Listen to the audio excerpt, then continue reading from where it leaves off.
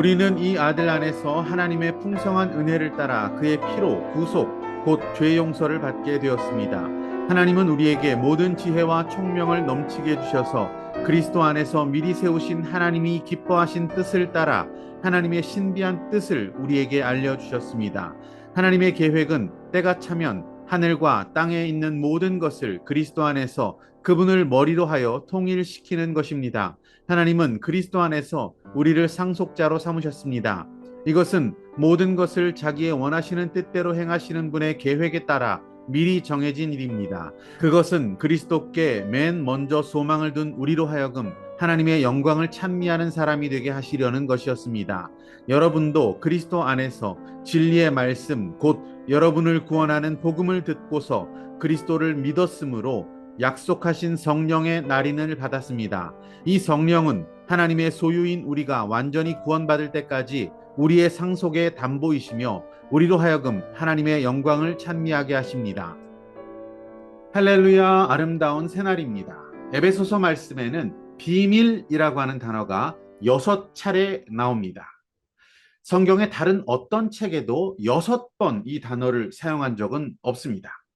에베소서가 분량이 비교적 적은 서신서라는 것을 감안했을 때 참 많이 비밀이라는 단어가 등장한다는 것을 알 수가 있습니다. 이것은 이 단어가 이 책에 매우 중요한 단어라는 것을 뜻합니다. 세번역 성경에는 하나님의 신비한 뜻 이렇게 번역이 되어 있고요.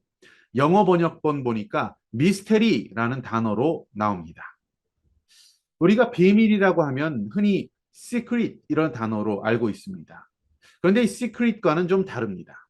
secret은 단순히 감추어진 것, 숨겨진 것입니다. 그래서 이 secret이 드러나게 되면 누구나 쉽게 그 비밀의 내용을 알 수가, 이해할 수가 있습니다. 하지만 mystery라고 하는 비밀은 좀 다릅니다. 이것은 드러나고 알려져도 이해를 하지 못하는 경우가 있습니다. 그리고 여전히 많은 부분이 비밀처럼 느껴지기도 합니다. 풀어도 풀리지 않을 수가 있는 그런 종류의 비밀을 미스테리라고 하죠. 이렇게 6번 등장하고 있는 이 비밀, 신비한 뜻, 하늘의 미스테리, 이것은 오직 그리스도 안에서만 이해가 될 수 있습니다. 그리스도 안에서만 풀리게 되는 것입니다. 아무리 인간의 지혜로 이 신비를 이해하려고 해도 이것은 여전히 풀리지가 않습니다. 하지만 그리스도 안에 있을 때 이 하늘의 미스테리, 이 비밀은 풀리게 됩니다. 하나님 주시는 지혜와 총명이 부어져야만 이 하늘의 비밀이 열리고 알게 되는 것입니다. 여러분, 여기에는 도대체 무엇이 담겨져 있습니까? 크게 3가지 내용을 본문은 전달하고 있습니다. 첫째로 7절 말씀해 보시면 우리는 완전히 해방되었다라는 것입니다. 그리스도의 구속, 곧 십자가로 우리 죄의 대가를 치르신 것을 믿는 자는 더 이상 죄책감의 형벌에 시달리지 않습니다. 율법의 정죄와 고발에서 자유케 되어지는 것입니다.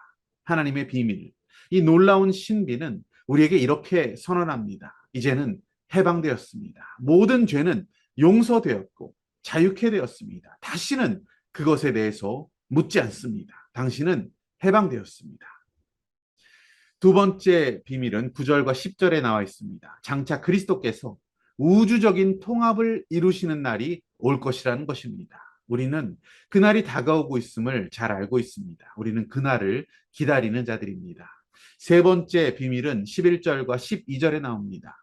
믿는 우리는 하나님의 나라 자녀가 되었고 상속자가 된다는 사실입니다.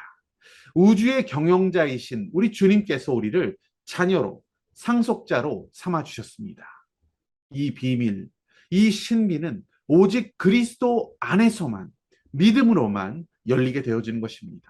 하나님이 주신 지혜와 총명으로만 이 놀라운 미스테리는 풀리게 되는 것입니다. 이 비밀한 소망을 붙들고 하나님을 찬미하며 살아가는 저와 여러분이 되시기를 축복합니다. 오늘 붙드신 하나님 말씀과 믿음의 결단은 무엇입니까?